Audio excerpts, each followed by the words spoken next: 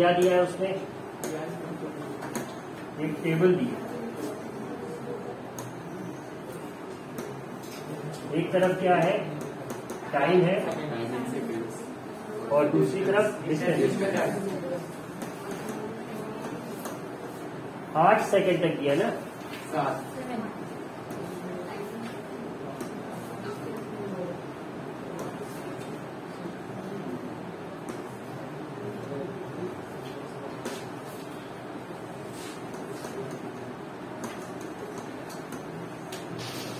8 में कितना है, 7।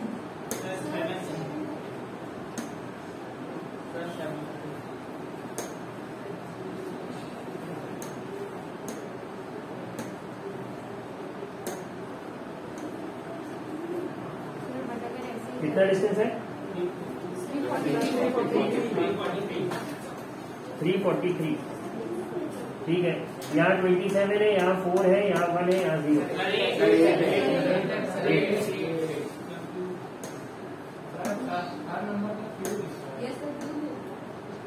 लिखा, ये सबने देख लिया, एज एवरीवन स्पॉटेड कि हर नंबर का क्यूब लिखा हुआ है। ठीक है, and they are asking whether the acceleration is constant,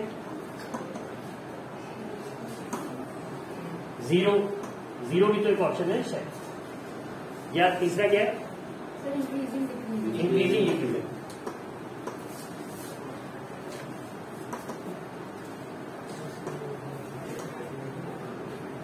ठीक है, अब इसको अगर थोड़ा ध्यान से देखो, so what is uniform motion, equal distances in equal intervals of time. मतलब अगर 1 सेकंड के बाद 1 मीटर था तो 2 के बाद 2 होना चाहिए। But we can see it is covering 8 metres. What does this mean, uniform motion नहीं है, नॉन यूनिफॉर्म। अब नॉन यूनिफॉर्म है तो क्या होता है, या तो स्पीड बढ़ रही है या घट रही है, वेलोसिटी बढ़ रही है या घट रही है। ठीक है, लेकिन हम देख रहे हैं हर सेकंड डिस्टेंस ज्यादा कवर हो रही है, तो मतलब वेलोसिटी बढ़ रही है। More distance is being covered per unit time compare to the previous one. Speed बढ़ रही है, वेलोसिटी बढ़ रही है। ठीक है, लेकिन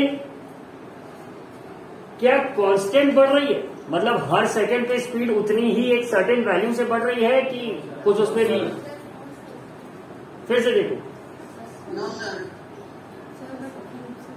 किससे बढ़ रही है, हर नंबर का क्यूब हो रहा है। ठीक है, बट अगर हम सपोज करो एक कॉलम और बनाए और स्पीड का वैल्यू लिखें तो क्या होगा, 0, यहाँ पे क्या है 1, यहाँ पे क्या है 8/4, यहाँ पे क्या है 27/3, 9। फिर इसके बाद क्या आ जाएगा लास्ट में, 343/7 इज 49, यहाँ पे 49, right. 1 + 3 gives you 4, 4 + 5 gives you 9, 9 के बाद क्या आ जाएगा 16, 7। क्या होगा, इसमें भी कोई रिलेशन स्टैब्लिश नहीं हो पा रहा। तो मतलब एक्सेलरेशन भी क्या है, अगर वेलोसिटी उसी वैल्यू से हर सेकंड बढ़ रही होती तो हम क्या कहते थे, uniform acceleration. Acceleration is there, the motion is not uniform, but the acceleration is uniform since the velocity is increasing with the same value per second. But यहां पे ऐसा नहीं दिख रहा, नहीं दिख रहा, वेलोसिटी बढ़ रही है but not at a constant rate. तो एक्सेलरेशन कौन सा होगा, और बढ़ती जा रही, घट नहीं रही, इंक्रीजिंग। आंसर क्या होता है, बस यही है solution. Now regarding some phenomenas that you should know, तो पेन कॉपी निकालेंगे, थोड़ा लिखने के लिए तैयार हो।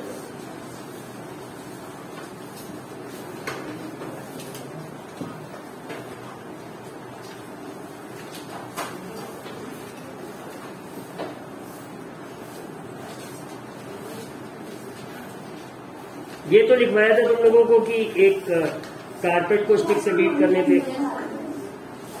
हाँ थोड़ा धीमे आएगी। ये लिखवाया था कि एक कारपेट पे स्टिक मारते हैं तो धूल गिर जाती है, ये इनर्शिया के एग्जाम्पल। ठीक,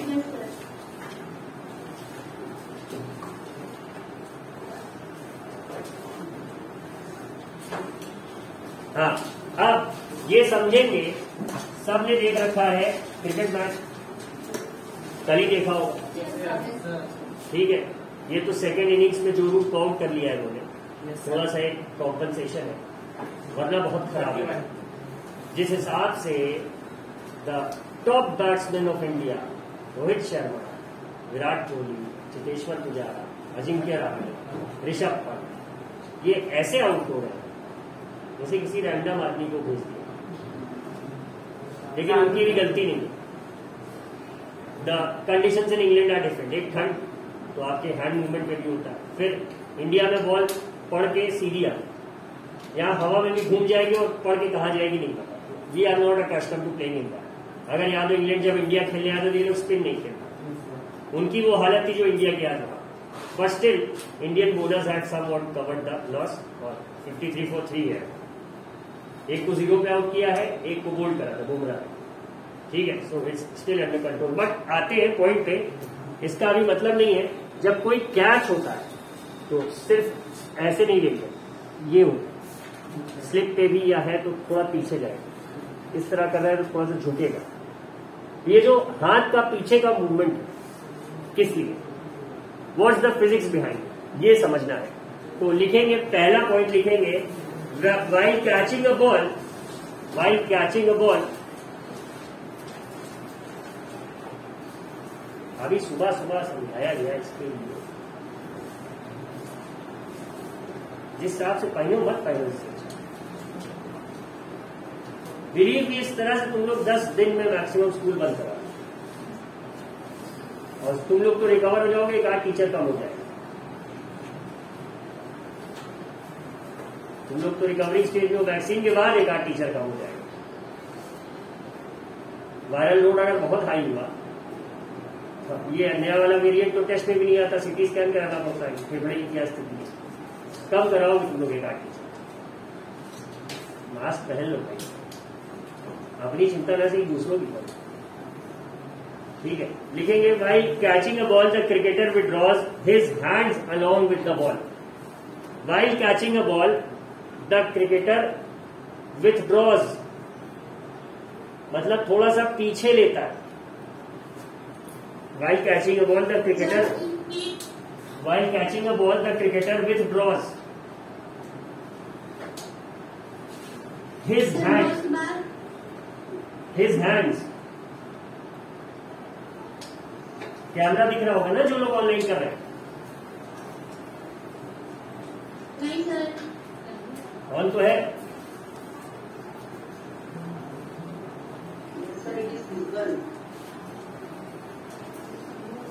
ये खाली स्पीकर में क्लास कर रही है, मोबाइल नहीं देखी, खैर कोई बात नहीं। Withdraws his hands along with the ball, along with the ball, ठीक है। इसका रीजन क्या, ये बता दे रहे, इसमें इन्वॉल्व है द कॉन्सेप्ट ऑफ मोमेंटम, लेकिन कैसे इसको समझते। तो लिखो, let you be the velocity of the ball, let you be the velocity of the ball. Initial velocity, ball you velocity से आ रही थी ऐसा हम मान लेते, of mass m, of mass m, u be the initial velocity of the ball of mass m, ठीक है। m मास की बॉल u वेलोसिटी से आ रही, late u be the velocity of the ball of mass m, यही लिखा है ना, initial final था, वो बता रहे थे, लिखवा नहीं रहे। It reaches the hands of the player catching it, ठीक है। u वेलोसिटी से आ रही ball, it reaches the hands of the player, reaches the hands of the player catching it, ठीक है। u वेलोसिटी से m मास की बॉल आ रही थी और अब प्लेयर उसे कैच कर, ठीक है। So what would be the initial momentum, simply m into u या फिर mu, ठीक, यही रहेगा, लिख लो इसको। Therefore initial momentum is equal to m into you.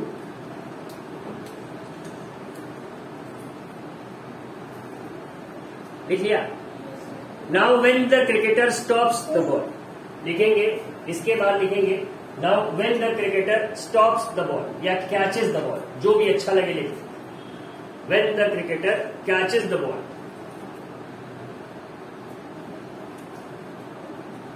the velocity v of the ball is equal to 0.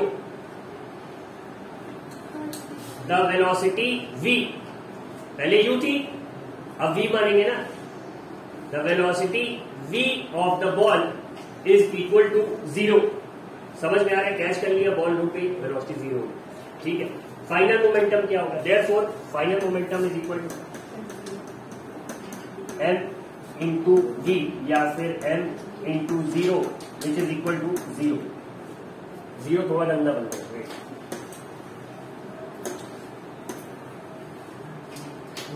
0 आ गया,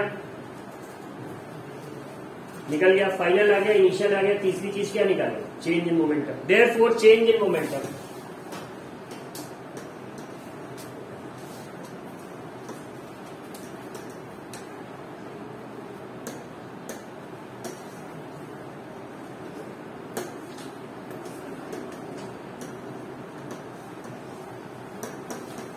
final momentum minus initial momentum 0 minus mu क्या आ गया? माइनस mu आ गया। ठीक है, अग्री? अब मोमेंटम वेक्टर है कि स्केलर क्वांटिटी? Vector quantity. तो कई बार बताया ना कि वेक्टर क्वांटिटी में अगर माइनस साइन है तो वो क्या बताएगा? उसका डायरेक्शन बताएगा। बॉल कहां आ रही थी? ऊपर से नीचे। फोर्स कहां लगाया क्रिकेटर ने? नीचे से ऊपर। मोमेंटम कहां एक्ट किया? Reverse direction, opposite. ये माइनस वही बता रहा है, वही बता रहा है ना। चेंज इन मोमेंटम क्या हुआ? ऑपोजिट। अगर पॉजिटिव होता तो ये नीचे ही जा रही, रुकती ना। उल्टे डायरेक्शन में हुआ तभी तो ये रुकी। बात समझ आ रही सर? तो ये माइनस साइन क्या बता रहा है? That change in momentum is against the direction of motion of ball, उल्टी दिशा में चेंज हुआ। ठीक है, ये लिख लिया सबने। अब initial momentum, final momentum, change in momentum, तीन चीज निकाल लिया। और अगर यही हम rate of change of momentum निकाल दे तो हमें पता लग जाएगा बॉल फोर्स कितना लगा रहा था। एक डेरिवेशन पढ़ा था ना हम लोगों ने, relation between momentum and force. उसमें क्या था? F m minus i m, m v minus m u upon t कर दिया था हमने जब, तो v minus u upon t क्या आ गया था? a आ गया था, विच इज एक्सेलरेशन। और फोर्स का फॉर्मूला क्या था? F is equal to m into a. याद है ये जो पढ़ाया था? ठीक है, तो यहां पे भी अगर हम देखेंगे तो change in momentum minus m u आ गया। मतलब अगर हम इसको t से डिवाइड कर दें तो हमें फोर्स मिल जाएगा। पक्की बात? इसी तरह निकालेंगे ना, क्योंकि अब भाई वहां पे m v minus m u क्या था? वहां पे वैल्यू मिल रही थी, यहाँ पे एम वी 0 हो गया। तो सिंपली फोर्स निकालने के लिए क्या हो जाएगा? Minus m u upon t. वो टी क्या है? कितनी देर में बॉल रुकी। फोर्स लगना कब स्टार्ट हुआ? जब बॉल ने रुकना शुरू किया, वरना बॉल जाती रहती। जब उसने हाथ लगाया तभी तो उसने फोर्स लगाया क्रिकेटर ने। तो कितनी देर में उसने बॉल को रोक दिया, उसको हम कितना मोमेंटम में चेंज हुआ। अगर हम चेंज इन मोमेंटम को टाइम से डिवाइड कर दे तो हमें पता लग जाएगा कि क्रिकेटर के हाथ से कितनी फोर्स लगी। मान ली ये बात समझे। Now tell me a concept of maths. Maths के बारे में एक चीज बताना।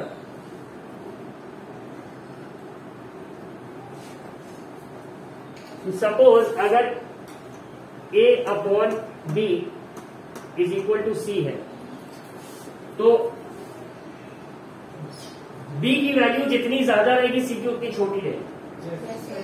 ये पता है ना समझे? क्योंकि अगर a अपॉन b लिखा है तो मतलब क्या होगा?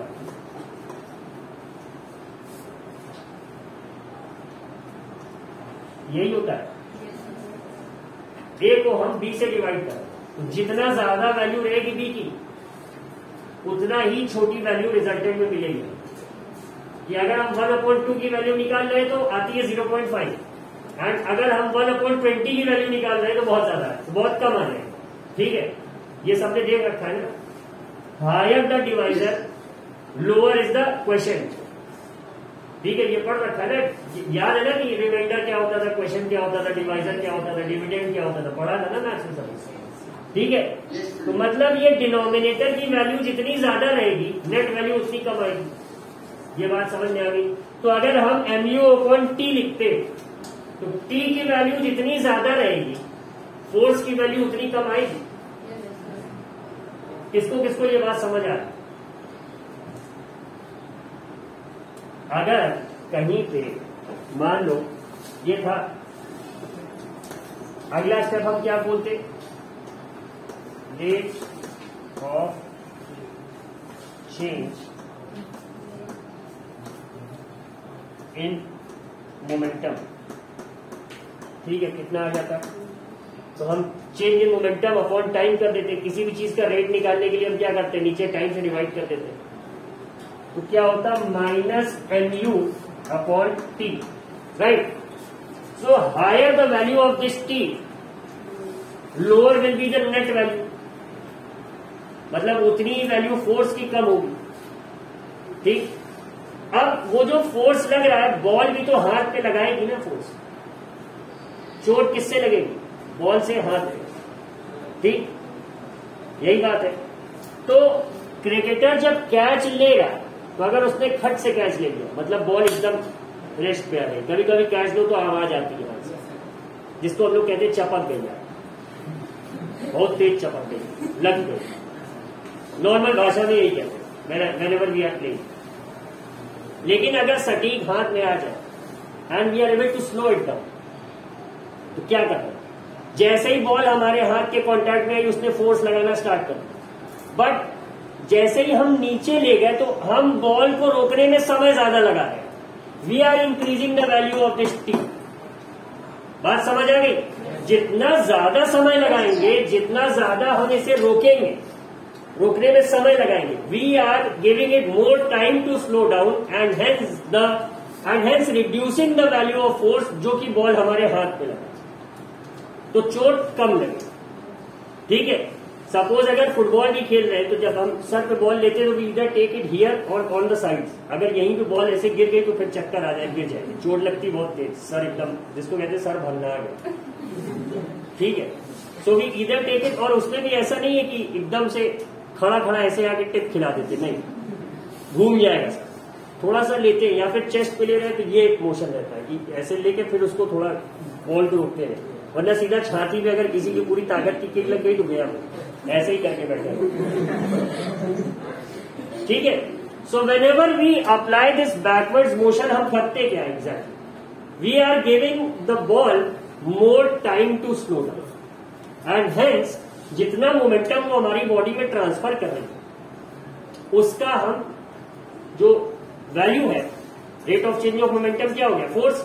तो if we increase the time, the amount of force that object will apply on us, वो हम घटा रहे। If we stop it immediately, force ज्यादा लगेगा, जितना देर में रोकेंगे उतना कम लगेगा। बात समझ आ गई, कॉन्सेप्ट समझ आ गया। सो लेट अस राइट, इतना सबने लिख लिया, rate of change of momentum. ठीक,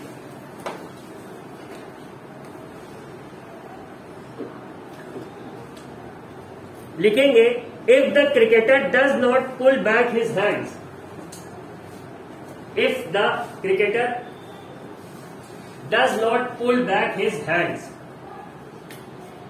अगर क्रिकेटर अपना हाथ पीछे नहीं खींचेगा, if the cricketer does not pull back his hands, ठीक है,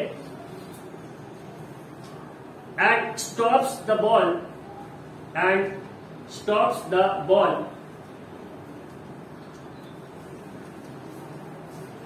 as soon as it touches his hands, and stops the ball as soon as it touches his hands, इसको कहते हैं खट्टे से रोक। ठीक है, he uses very little time, he uses very little time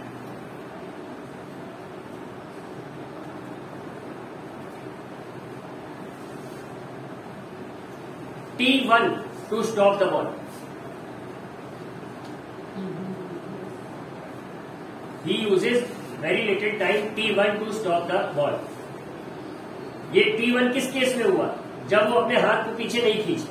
तो हम कहते हैं अगर हाथ उसने पीछे नहीं खींचा तो उसको मान लेते हैं T1 टाइम लगा बॉल रोकने को। ठीक है, तो फोर्स क्या हो जाएगा? Then the force on his hands will be minus mu upon T1। तो इसको लिख लो, therefore force on his hands, therefore the force on his hands, इसको खांसी उसी आ रही भाई, पता ना था।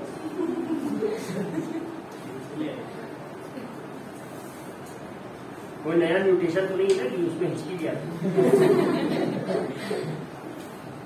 ठीक है, therefore the force on his hands is equal to minus mu upon T1। ये T1 फोर्स कब लग रहा है? जब उसने अपने हाथ को पीछे नहीं खींचा। ठीक है, अगला क्या केस है? But if the cricketer pulls, हाँ पूछो।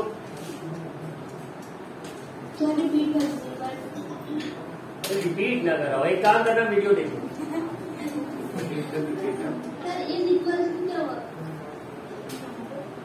कहाँ तक लिखा है फिर से बताओ।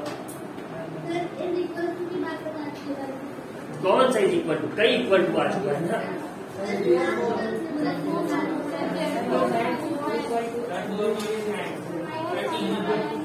Minus mu upon T1।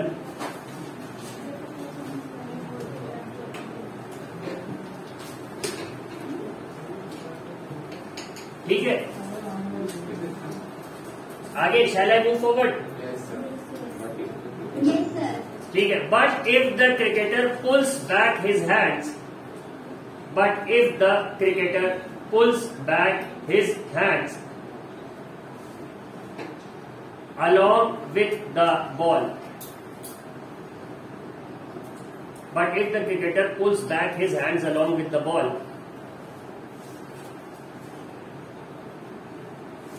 he takes a much longer time.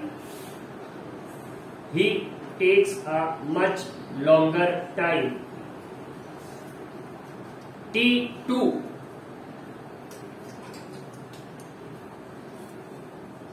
Small T और उसके नीचे छोटा वाला 2 सबस्क्रिप्ट में। ठीक है, he takes a much longer time T2 to stop the ball.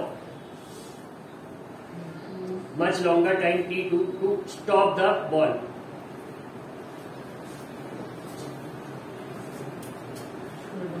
ठीक है, the force now is equal to, the force now is equal to minus mu upon T2. The force is now equal to minus mu upon T2। जब पहली बार उसने कम समय में रोका था T1 में, तो फोर्स क्या था?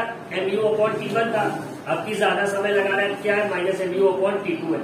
ठीक है, लिखना माइनस mu इस सब जगह, वेक्टर क्वांटिटी का सारा कैलकुलेशन है। ठीक है, अब लिखना अगली लाइन में, since T2 is greater than T1, since T2 is greater than T1 है ये चीज। therefore F2 would be less than F1। ये बात समझ आ रही? क्योंकि डिनोमिनेटर की वैल्यू बढ़ रही है, तो जो हम क्वांटिटी कैलकुलेट कर रहे हैं वो कम होगी। Therefore F2 is less than F1। लिख लिया? यही तो है, F2 is less than F1। थोड़ा F खराब बना है, समझ जाना है F2।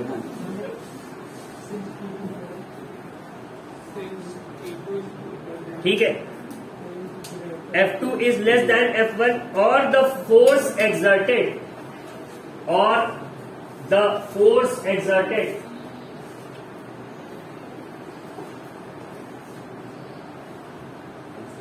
force exerted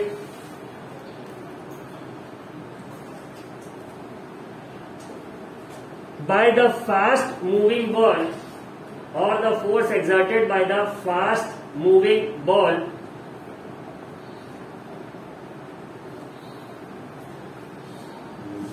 is less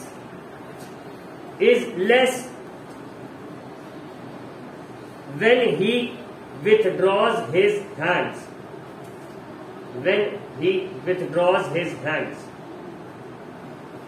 तो अब अगर कोई पूछे तुमसे कि tell me why do cricketers pull back their hands while catching the ball, तो उसको पूरा इतनी मैथ के साथ समझा दें, तुम्हारा नहीं पूछे, ठीक है? दैट्स इट, 5 मिनट है, ठीक है? Any questions online?